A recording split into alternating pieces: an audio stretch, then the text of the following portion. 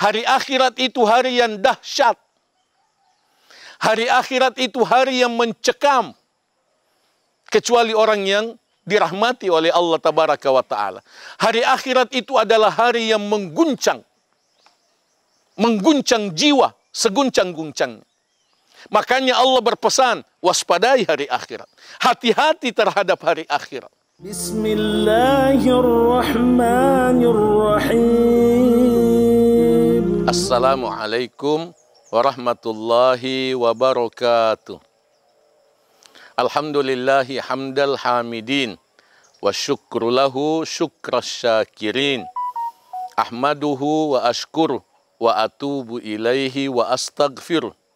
Allahumma salli wa sallim wa barik ala hadhan nabiyil habibil karim nabiyyina Muhammad wa ala alihi wa sahbihi ajma'in.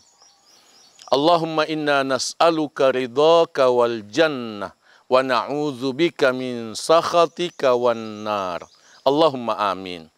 Amma ba'd.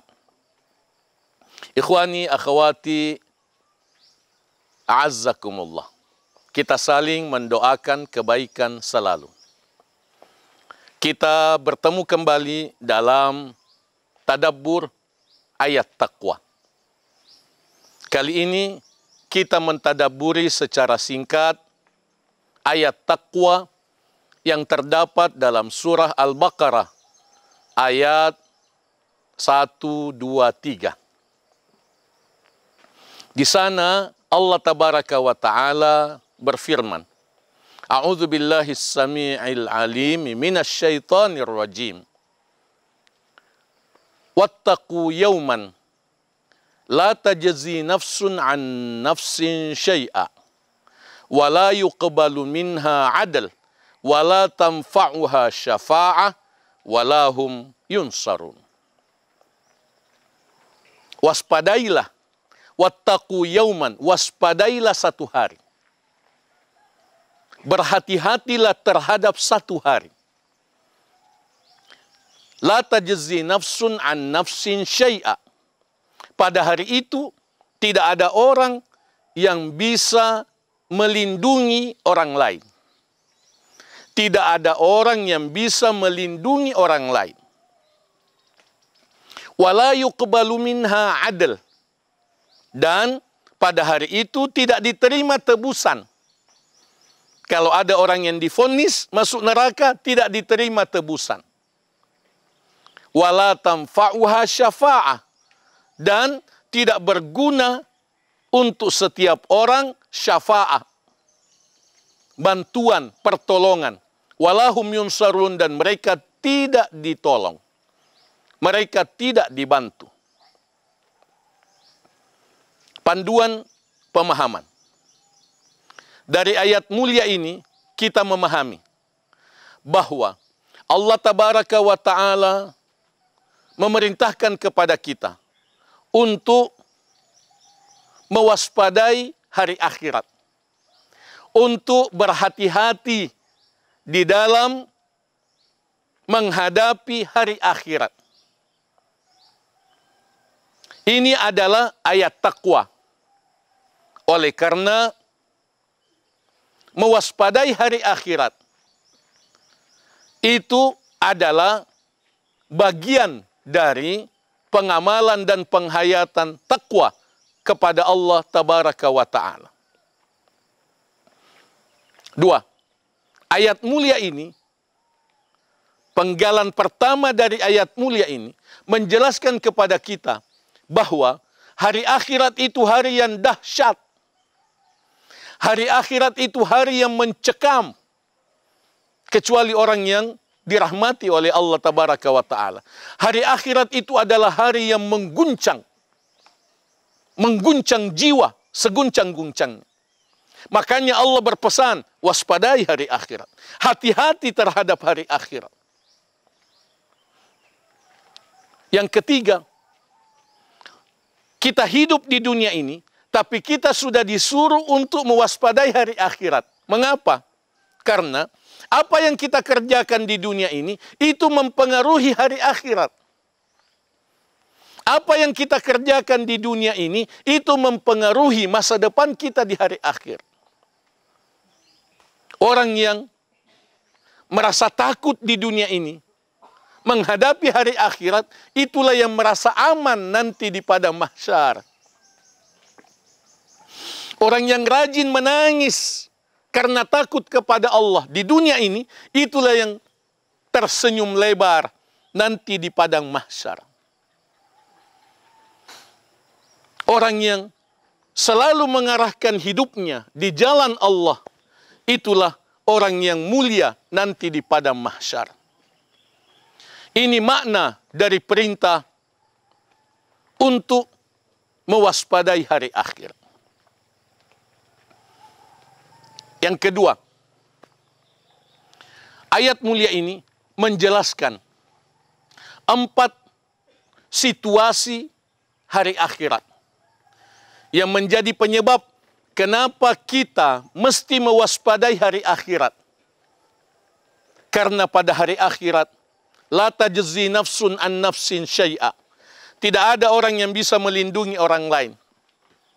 Tidak ada orang yang bisa membantu orang lain. Tidak ada orang yang bisa menggantikan orang lain. Semua orang nafsi-nafsi. Di hari akhirat, semua orang bertanggung jawab sendiri-sendiri. Yang kedua, wala yuqbalu minha adl. Tidak diterima tebusan. Kita mau menebus diri kita dari api neraka, menebus dengan apa pada hari akhirat? Pada hari akhirat tidak ada lagi harta, tidak ada lagi jabatan, tidak ada pangkat, tidak ada pengaruh. Kita tidak bisa menebus diri kita. Yang menyelamatkan kita pada hari akhirat hanya semata-mata rahmat Allah tabaraka wa ta'ala. Yang kita perjuangkan sejak di dunia ini. Kita perjuangkan di dunia ini dengan memperbanyak amal dan memperbaiki amal. Yang ketiga, wala tanfa'uha syafa'ah. Tidak berguna bagi setiap jiwa syafaat. Yang dimaksudkan di sini, dan penggalan ayat yang selanjutnya, walahum yunsarun, 2 ini, syafaat dan bantuan, pertolongan, tidak ada gunanya pada hari akhirat. Itu dijelaskan oleh para ulama, itu untuk orang kafir. Itu untuk orang kafir. Tidak ada syafaat untuk orang kafir. Tidak ada syafaat untuk orang yang divonis kekal abadi di neraka. Tapi untuk orang yang beriman, yang ada iman di hatinya, dari pengikut Rasulullah Sallallahu Alaihi Wasallam, itu mendapatkan syafaat.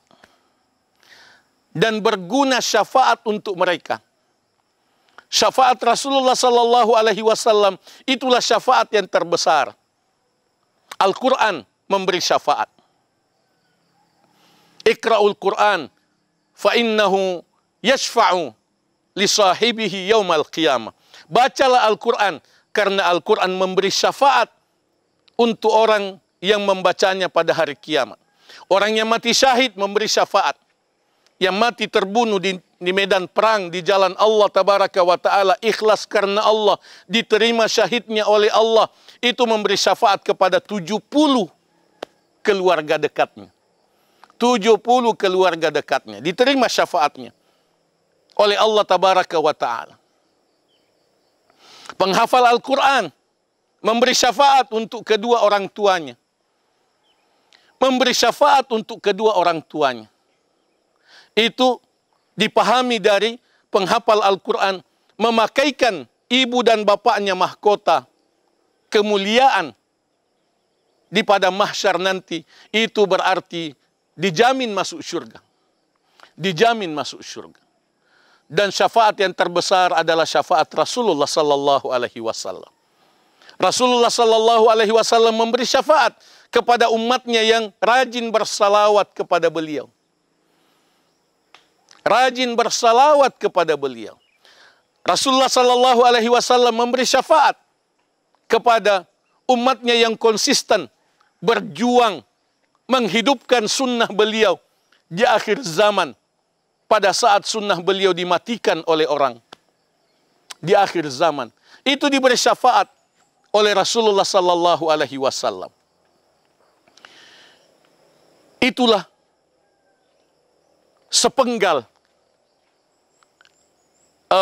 gambaran tentang padang mahsyar yang kita pahami dari ayat mulia ini, digabungkan dengan pemahaman kita secara keseluruhan tentang situasi di padang mahsyar. Panduan pengamalan. Apa yang mesti kita amalkan dari ayat mulia ini? Yang pertama, kita mesti mempelajari ilmu hari akhirat. Kita mesti mempelajari ilmu hari akhirat. Bahkan bagian dari ilmu hari akhirat adalah ilmu alam kubur, ilmu alam barzakh sebelum padang mahsyar. Kita mesti mempelajarinya. Karena itulah dasar untuk takwa kepada Allah Tabaraka wa Ta'ala. 2.